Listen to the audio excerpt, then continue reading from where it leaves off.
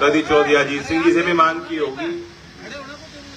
और ये कड़वी सच्चाई है कि जिस क्षेत्र ने इस देश के सर्वश्रेष्ठ विचारक दिए देश को, किसान दिए देश को और खिलाड़ी भी दिए देश को, वहां संसाधनों का अभाव था।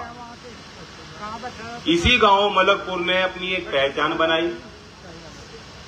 खिलाड़ियों ने, उनके गुरु, उनको शिक्षा देने वाले, प्रशिक्षण देने वाले, प्रेरणा देने वाले, उनके परिवार के लोग, जिनको लगता भी होगा ना जाने बच्चे क्या करेंगे, लेकिन कभी बच्चों की जिद मानी, कभी खुद के विवेक से बच्चों को कहा कि नहीं, खेलते रहो, नाम कमाओगे, रोशन करोगे। और पूरे क्षेत्र की ओर से, जनता की ओर से भी उनकी पीठ आप लोगों ने समय समय पर थपथपाई होगी कि 3 अर्जुना अवार्डी इसी गांव से, रानी लक्ष्मीबाई विजेता अंशु तोमर भी इसी गांव से है।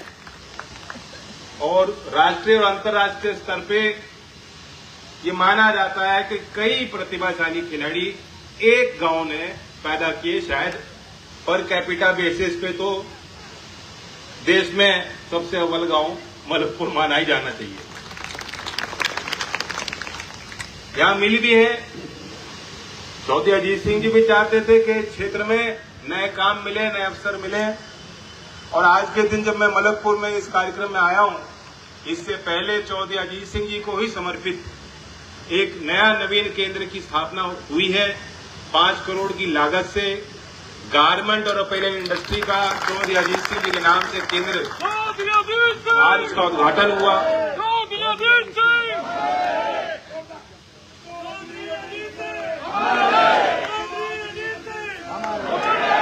आज बागपत की धरती पे तमिलनाडु से चल के, तिरुपुर से चल के, जिसको राष्ट्र ने पद्मश्री दिया है, और जो हमारे कौशल काउंसिल के अध्यक्ष हैं, जिन्होंने लगभग 30-40 साल से गारमेंट इंडस्ट्री को तिरुपुर में स्थापित करने में जद्दोजहद की, प्रयास किए, आज वो वहां पाली के केंद्र में आए थे।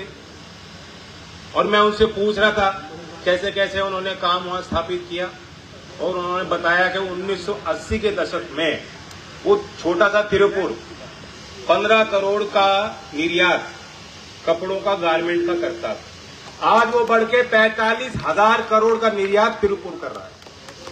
तो मैं उनसे पूछ रहा था कि ये तो 5 करोड़ में आपने लागत में लगाया, वहां मशीन भी बनाई है, कैड कैम का सिस्टम है, AI आधारित मशीनरी है, और सारी बच्चियां ही वहां प्रशिक्षण कर रही थी।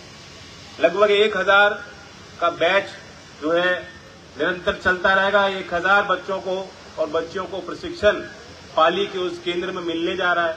तो मैं उनसे पूछ रहा था कि यहाँ पहली बार ही आए वो? तो मैंने कहा पहली बार आए हो, लेकिन बार बार तो आना ही पड़ेगा। और तिरुपुर, बागपत को तिरुपुर कैसे बनाए, इसकी भी रणनीति बनाओ। तो हम तो तैयार है, बागपत भी तिरुपुर बना देंगे। ये ODOP का काम भी यहाँ गारमेंट है। और खेकड़ा और बागपत में कई इस तरह के जो है मिल भी लग रही है, निवेश भी हो रखा है, पुराना स्थापित काम। उस काम को और केंद्र बिंदु में लाने के लिए मैं उम्मीद करता हूं कि पाली केंद्र प्रशिक्षित बच्चों को रोजगार देगी और उनके लिए नए अवसर उनको मिले। उसके लिए केंद्र एक मील का पत्थर होगा।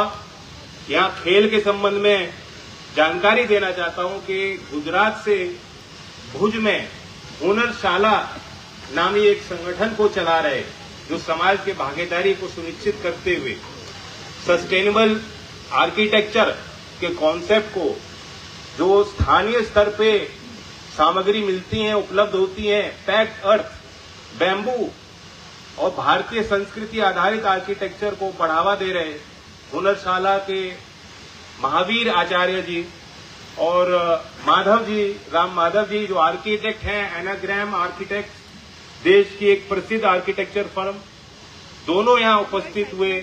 राघव प्रियदर्शी जी जो किसान ट्रस्टी भी हैं और पक्का नाम के संगठन को चलाते हैं, जो गांव में इस प्रकार के निवेश कार्यों को करती है। और उनको भी मैं मलकपुर के क्षेत्रवासियों की तरफ से धन्यवाद करना चाहता हूं। ये कोई रातों रात काम नहीं हुआ।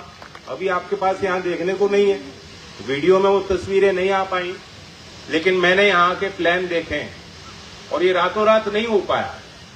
लगभग मेरी, राघव जी की और राम माधव जी की कब 11-12 साल पहले, 6 साल पहले, मुझे 12 साल लग रहे हैं।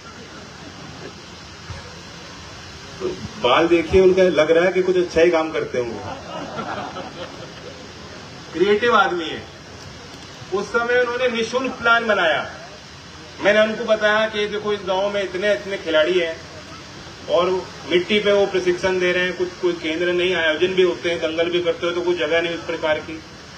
तो उन्होंने अपनी टीम भेजी। उस समय 6 साल पहले गांव में भी आए थे, गांव में आए, मुलाकात की, जगह सुनिश्चित हुई, उन्होंने पूरा प्लान बनाया। और आर्किटेक्ट तो मिनट के हिसाब से फीस लेते हैं, अकाउंटेंट और आर्किटेक्ट वो काम के हिसाब से फीस नहीं लेते, उन्होंने कितना समय दिया उस हिसाब से फीस लेते हैं। 6 साल तक इन्होंने प्लान बहुत अच्छा बनाया, मुझसे ये भी नहीं मांगा, कहा कि वो खर्चा हमारा कहां से पूरा होगा। 6 साल पहले मैंने इनको कह दिया था चिंता ना करो, अभी हमारे पास संसाधन नहीं है, हम लोग सरकार में नहीं थे। मैंने कहा लेकिन ये करना है, कैसे इसको करेंगे, सही समय पे सारी चीज अपने आप होती चली जाएंगी। तो मुझे खुशी है, अभी भी यहाँ कुछ आपको दिखाने को नहीं है, आज तो एक इच्छा शक्ति का इजहार कर रहे हैं हम लोग। एनएसडीसी ने यहाँ दान की प्रक्रिया शुरू की है। यहाँ सरकारी खर्चा नहीं हो रहा, सारा का सारा जो धन जुटाया जाएगा वो सीएसआर के माध्यम से, दानदाताओं के माध्यम से जुटाया जाएगा। और मैं आपको कह रहा हूं कि 6 साल से हम लोग इसी में लग रहे थे, अब मैं ऐसी स्थिति में पहुंच गया हूं कि देश और विदेश के सेठ मुझसे मिलने आते हैं। तुम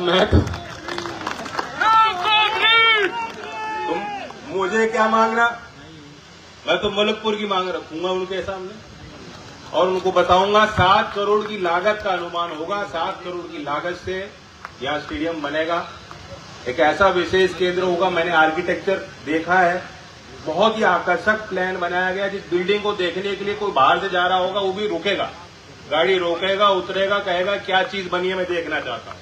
ऐसा निर्माण यहाँ होने जा रहा है।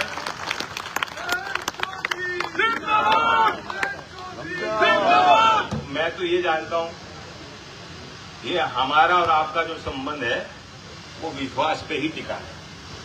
तो भले अभी आपको यहाँ ईंट ना दिख रही हो, मैं जानता हूँ चौधरी साहब को भी यूं ही मानते थे कि चौधरी साहब ने कह दी तो उसी स्थिति को हमें यहाँ खड़ा करना है। यहाँ के उपस्थित खिलाड़ियों को, मेजबान हमारे जिम्मेदार लोगों को मैं कहना चाहता हूँ कि आज के कार्यक्रम में आपको इसलिए ही बुलाया कि शुरुआत से आपकी नजर यहाँ रहे। जो यहाँ काम होंगे वो आपके देखरेख में होंगे और अगर आपकी भागीदारी होगी तो काम सफल होगा। अगर आपकी नजर रहेगी तो जो निर्माण बनेगा उस निर्माण को संचालित करने में भी आपकी मदद मिलेगी। आप जानते हो कि सरदना में मेजर ध्यानचंद जी को समर्पित प्रदेश में पहला खेल का विश्वविद्यालय स्थापित हुआ है। मेजर जनरल इलाहाबाद जी उसके वीसी हैं और मेरी उनसे चर्चा हुई। आज उनको निमंत्रण हमने दिया था, किसी कारणवश वो नहीं आ पाए। मलकपुर का इतिहास वो जानते ही थे। मैंने उनको बताया कि वहां आप यूनिवर्सिटी बना रहे हो, मैं जगह जगह पे खेल की व्यवस्था निवेश करके हम लोग खड़ा कर रहे हैं। आप जानते हैं कि छपरौली में सिंथेटिक रनिंग ट्रैक बनाया। लखनऊ के बाद पूरे पश्चिमी उत्तर प्रदेश के क्षेत्र में वो एक लौता सिंथेटिक ट्रैक है जो बन पाया। मैंने बालिनी में और रासना में उससे भी बड़ी व्यवस्था बनाने के लिए अपनी निधि दे दी है, अप्रूवल मिल चुका है। बहुत तेजी से वहां काम शुरू हो जाएगा। आप अनुमान लगाओगे कि देश में बागपत लोकसभा लौता लोकसभा होगा जिसके एक लोकसभा में 3 सिंथेटिक रनिंग ट्रैक बच्चों को मिलेंगे। और तो मैंने वीसी साहब से यही कहा कि यूनिवर्सिटी तो आप बना रहे हो, गांव में हम ये सुविधा दे रहे हैं, लेकिन इसको चलाने में भी खर्चे होते हैं। यहाँ अच्छे कोच आए, आप जो है राज्य स्तर की कोई प्रतियोगिता करें तो इन क्षेत्रों में हो, इस व्यवस्था में वो हो। आप खिलाड़ियों को सिखाते हो, उनको यहाँ भेजा करो। तो मुझे खुशी है हालांकि जब ये चीजें बनेंगी, निर्माण होगा, तब जो है करार होंगे, समझौते करने पड़ेंगे, फॉर्मली होगा वो काम। लेकिन विधिवत जब काम होगा तो होगा। मैं ये बताना चाहता था कि उनकी बड़ा सकारात्मक पक्ष मुझे मिला होगा। बिल्कुल अगर आप हमारे क्षेत्र में कोई ऐसी व्यवस्था बनाते हैं तो यूनिवर्सिटी की देखरेख में इसको संचालित करने का काम हम कर सकते हैं। लेकिन गांव वालों को बता दो आपका काम नहीं है खत्म, कि गांव वालों सोचे कि अब यहाँ बन गया वो देख लेंगे। यहाँ अलग अलग खिलाड़ी हैं, उन्होंने भी अपनी अलग अलग व्यवस्था बना रखी है, तो सबको साथ में लेते हुए, जोड़ते हुए यहाँ काम करना है। यहाँ संकुचित विचार और छोटी स्तर की राजनीति इस जगह पे नहीं होनी चाहिए। मैं अपनी तरफ से क्या कहना चाहता हूँ, कोई भी मदद करना चाहता है तो हम लोग उसके लिए तैयार हैं। और जहां तक मेरी सांसद निधि जो मैं खेल पे देता हूँ, उसकी पूरी सार्वजनिक जानकारी होनी चाहिए लोगों को। और आज ही एक वेबसाइट जिसका निर्माण मैंने करवाया है, उसका लॉन्च, शुभारंभ भी यहाँ मलुकपुर के स्टेज से मैं कर रहा हूँ। जो बच्चे हैं वो देख सकते हैं, JayantMPLads.com, www.JayantMPLads.com। जहां जहां मैंने निधि दी है वहां की फोटोग्राफ, वहां की लोकेशन, वहां का प्रस्ताव, आगे जो मैंने प्रस्ताव दे रखे हैं जो अधिकारियों के समक्ष हैं, कोई अप्रूवल की अलग अलग स्टेटस उनका क्या है, प्रक्रिया में कहाँ वो चीजें चल रही, क्या तरक्की विकास हो रहा है, पूरी जानकारी एक एक नागरिक को मिल सकती है। मैं आप सबको निमंत्रण देता हूं कि वेबसाइट को भी आप देख सकते हैं और कुछ सुझाव भी दे सकते हैं और आगे भी मांग कर सकते हो। हालांकि अब मेरे पास सांसद निधि तो कम ही बच रही है। आज भी मुझे स्टेडियम की चिट्ठी दे रहे थे, मुझे खुशी होती है। मैं खिलाड़ियों को बताना चाहता हूं, पहले जब मैं गांव में जाता था तो लोग खड़ंजे की मांग, जब मैं एमपी था, लाइट, खड़ंजा, पीने की पानी, स्कूल में व्यवस्था, वो भी अच्छा काम है, वहां भी निवेश करना ही चाहिए। लेकिन जहां किसी मद में कोई निधि है, विकास की निधि पहले से स्थापित है, बेहतर है कि उसका प्रयोग उस स्थान में हो। जब मैं एमपी बना तो मुझे लगा, मुझे महसूस किया कि खेल की सुविधा के लिए कोई मद नहीं है, किसी का ध्यान वहां नहीं है। और ये वो निर्माण है जो समाज की अगली पीढ़ी को तैयार करने के लिए है, जो लंबे अवधि तक समाज के और लोगों के, स्थानीय लोगों के काम आएंगे और सबकी नजर में रहेंगे। तो छोटे छोटे काम ना करके मेरा एक काम ही 2.5-3 करोड़ का पद करके बैठता है, तो इसलिए ज्यादा काम मैं निधि से नहीं करा सकता। लेकिन मैं चाहूंगा, एक हम नई परंपरा स्थापित करना चाहते हैं। चौधरी अजीत सिंह जी, ये हल की खेती तो बहुत पहले होती थी, हल बैल की, और चौधरी अजीत सिंह जी के समय ही वो देख रहे थे चेंज हो रही है और आधुनिकरण की तरफ उनकी पूरी कोशिश थी कि यहाँ उद्योग भी स्थापित हो और आधुनिकरण की तरफ हमारी कृषि की जो तकनीक है वो उस तरफ चले। लेकिन हमें यहाँ के स्थानीय किसानों की आर्थिक और माली हालत पे भी ध्यान देना है, दोनों ही चीजें। हमारे पास वो पूंजी नहीं कि हम निवेश कर सकें बेहतर खेती करने के लिए, लेकिन हर पीढ़ी चाहती है कि अगली पीढ़ी कुछ उद्धार करे, अच्छा काम करे, जो हम लोग काम नहीं कर पाए हमारे बच्चे हमसे और बेहतर करें। ये हर पिता और माता की भावना होती है। तो चौधरी अजीत सिंह जी की भी अपने क्षेत्र के लिए, क्योंकि एक परिवार के तौर पे वो आपको देखते थे, उनकी नजर में उनकी भी इच्छा थी कि बागपत की अगली पीढ़ी कुछ अच्छा काम करे। और मुझे लगता है कि आज जो अपैरल का केंद्र हमने स्थापित किया, अभी पीएम सेतु 60,000 करोड़ की योजना बनी है, परसों ही उत्तर प्रदेश सरकार ने, कौशल विकास मंत्रालय ने उसकी आरएफपी जारी कर दी और पहले चरण में 8 समूह लिए गए हैं। 8 समूह में गिनती मेरठ की भी है, जो साकेत आईटीआई वो हब होगा, और उसी के अंतर्गत बागपत में जो आईटीआई है उसको लिया गया है। लगभग 5 आईटीआई, गाजियाबाद, नोएडा, हापुड़, साकेत, मेरठ और बागपत, इन 5 आईटीआई में 5 साल में लगभग 241 करोड़ रुपए का निवेश होने जा रहा है। बीते दिनों आपने देखा कि सरदार पटेल, ये जो आईटीआई है, आने वाले समय में देश के जो बड़े बड़े ब्रांड हैं, टाटा से लेकर सुजुकी, गूगल से लेकर आईबीएम, गूगल और आईबीएम का नाम भी आईटीआई के बिल्डिंग में लग जाएगा, ताकि वहां जो बच्चे पढ़ रहे हैं उनको आधुनिक शिक्षा भी मिले, प्रशिक्षण भी मिले, और जो सर्टिफिकेट उनको मिलेगा वो इंडस्ट्री वालों को पता होगा कि अव्वल दर्जे का ये कामगार है। इसे अपना काम मालूम है, इसके अंदर वो हुनर है, आज जो हमें जरूरत है वो उस जरूरत को पूरी करता है। आने वाले समय में कठिनाइयां होंगी, निश्चित होंगी। दुनिया में क्या होने जा रहा है, क्या हो रहा है, हमें और आपको ज्यादा पता नहीं, लेकिन बागपत है ये, यहाँ तो पूरे देश विदेश की खबर रहती है, नजर रहती है। मुझे भी आप सुझाव देते रहते हो समय समय पे। एक बात तो सच्ची है, आज हमारा देश अपने पांव पे खड़ा है। आज हमारे देश को आत्मनिर्भर ही नहीं, देश विकसित कैसे होगा, इसके लिए ठोस योजना भी बनाई जा रही है और सबका समावेश करते उनको लागू करने की भरपूर कोशिश हो रही है। और जब तक हम सोचेंगे नहीं, ठानेंगे नहीं, निश्चय नहीं करेंगे, तो काम जमीन पर कभी उतरेगा नहीं, वो हकीकत नहीं है। तो सबसे पहला काम, लक्ष्य हमारा ऊपर रहना चाहिए। इन कठिन परिस्थितियों में भी गांव के परिवेश में जो हमारे बच्चे पढ़ रहे हैं, उनको उत्तम शिक्षा मिले, समान शिक्षा व्यवस्था गरीब और अमीर के लिए खड़ी हो, उसका निर्माण हो, और जो नौकरियां जहां मिल सकती हैं उन बच्चों को उस क्षेत्र की उस दिशा में हम ले चलें। अपैरल इंडस्ट्री आज ये देश के जीडीपी का 2.3% अपैरल इंडस्ट्री देता है। 4.5 करोड़ लोगों को नौकरी मिल रही है उस उद्योग में, 4.5 करोड़। $100 बिलियन का एक्सपोर्ट 2030 तक करने का लक्ष्य निर्धारित हुआ। तो ये जो भी एफटीए होंगे, करार होंगे, कई काम ऐसे हैं जो बदल सकते हैं, लेकिन जो अपैरल और गारमेंट इंडस्ट्री में काम कर रहे हैं, जो कामगार हैं, जो मजदूरी कर रहे हैं, जो निर्माण कर रहे हैं, जो डिजाइन कर रहे हैं, क्योंकि ये अपैरल सेंटर में फैशन डिजाइनर भी बनेंगी हमारी बच्चियां, उनका काम और मजबूत होगा।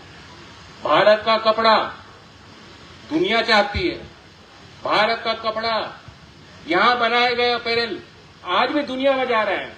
और जब निवेश, व्यापार ये खुला होगा, तो मैं निश्चित तौर से कह सकता हूं कि ये इंडस्ट्री और तेजी से तरक्की करेगी। और अब तक बागपत में उस तरह से काम नहीं हो पाया था, ये जो सेंटर बन गया, मुझे लगता है कि एक शुरुआत हमने की। तो हमें ये नई दिशा भी देखनी होगी। एआई का प्रभाव भी हर क्षेत्र में पड़ रहा है, एआई की मशीनें भी वहां लगी हैं, कैड कैम का डिजाइन की सुविधा भी वहां है। मैं आप सबको भी कहूंगा कि बच्चों को भेजो। इससे पहले छपरौली में हमने जो बेल्ट की नौकरी जिसे कहते हैं, अभी भी पुलिस की भर्ती चल रही है, और यहां तो कूद कूद के बच्चे जाते हैं, तैयारी करते भी हैं, और जब ईमानदारी से भर्ती होती है तो बड़ी संख्या में एक एक गांव से यहां बच्चे जो है वो भर्ती में अपना नाम पाते हैं। अब यही व्यवस्था है, पहले जो होता था सो होता था। अब हम लोग जानते हैं, यहाँ का प्रतिभाशाली नौजवान जानता है कि वो नौकरियों में उनकी गिनती बढ़ चढ़कर बड़े पैमाने पर हो रही है, लेकिन उनको भी प्रशिक्षण देने के लिए छपरौली में हमने एक केंद्र बनाया। तो जगह जगह इस प्रकार के अलग अलग प्रयास हो रहे हैं। कनेक्टिविटी बेहतर हो रही है, रेल की हो, सड़क की हो, लेकिन मैं तो चाहता हूं कि जो हमारे दिल का जुड़ाव है, जो हमारे दिल के बंधन है, जो हमारे खून के विश्वास के नाते हैं, वे कभी कमजोर नहीं होने चाहिए। तो ये लोकदल के, चूंकि यहाँ बड़ी जमात यहाँ है, हमारे कार्यकर्ता, मैं देख रहा हूँ सबके चेहरों पे खुशी भी है। और अभी क्योंकि अपने अपने छोटे चुनावों की भी लोग तैयारी कर रहे थे, तो अपने स्तर से मेहनत कर रहे थे, लेकिन अब विधानसभा भी है, तो मैं कोशिश हम सबकी ये रहनी चाहिए कि लोकदल की संख्या इस आगामी चुनाव में कैसे बढ़ा के दोगे। याद करो चौधरी अजीत सिंह जी जो बात करते थे यूपी के लिए, पश्चिमी यूपी के लिए, वो कहते थे 25 हमें विधायक दे दो। तो इस प्रकार से भी रणनीति, बागपत के लोग सिर्फ बागपत की 3 सीट नहीं लड़ाएंगे जिले की, यहाँ का आदमी तो जहां जहां यूपी में हमें मौका मिलेगा और लोकदल का चुनाव चिन्ह तो लड़ेगा ही, एनडीए का भी जहां चुनाव चिन्ह होगा वहां भी मेहनत करने में आप लोग सक्षम हो। तो गांव गांव में जाके टोली बनाइए, जिम्मेदार लोगों को चिन्हित कीजिए, और जो पुराने कार्यकर्ता हैं, जैसा अभी प्रधान जी कह रहे थे सोना है चांदी है, आप तो सोना हो, लेकिन चांदी भी तो चिन्हित करो। अब अगली बारी कौन काम करेंगे? तो नए बच्चों को, नए लोगों को, नई बच्चियों को तैयार कीजिए, राजनीतिक व्यवस्था में उनकी रुचि बनाइए, आना जाना शुरू करें, वो उनके मुद्दे भी अलग हैं। आज मुझे अवसर भी मिल रहा है, आपके आशीर्वाद से जो मुझे जिम्मेदारी मिली है उसका सीधा ताल्लुक उन्हीं नौजवानों से है। आज मैं स्कूल में जाता हूं, बेहद खुशी होती है देख करके किस प्रकार से नए विचारों के साथ बच्चे काम कर रहे हैं। आज इन बच्चे जो यहाँ खेल रहे हैं इनको देख के मुझे खुशी हो रही है। इनका ध्यान इस तरफ नहीं, मंच की तरफ, वो अपने बच्चे खेल में मग्न है, लेकिन उनकी जीवन की अवस्था उम्र के हिसाब से बिल्कुल सही कर रहे हैं। ये मेहनत करने की उनकी उम्र है, हम लोग हैं इन्हीं के लिए काम कर रहे हैं। मैं ये भी कहना चाहता हूं कि जो स्टेडियम का काम होगा, यहाँ से जो नए खिलाड़ी तैयार होंगे, यहाँ का जो बच्चा कोई मेडल जीतेगा तो हम अपने आप को सफल मानेंगे और हम और इस प्रकार के काम को पूरे क्षेत्र में फैलाया जाए, इस ओर प्रयासरत हैं। मैं आज के इस कार्यक्रम में जुटे सभी जिम्मेदार साथियों को धन्यवाद कहना चाहता हूं। जय हिंद, जय भारत। चौधरी चरण सिंह अमर रहे, चौधरी अजीत सिंह।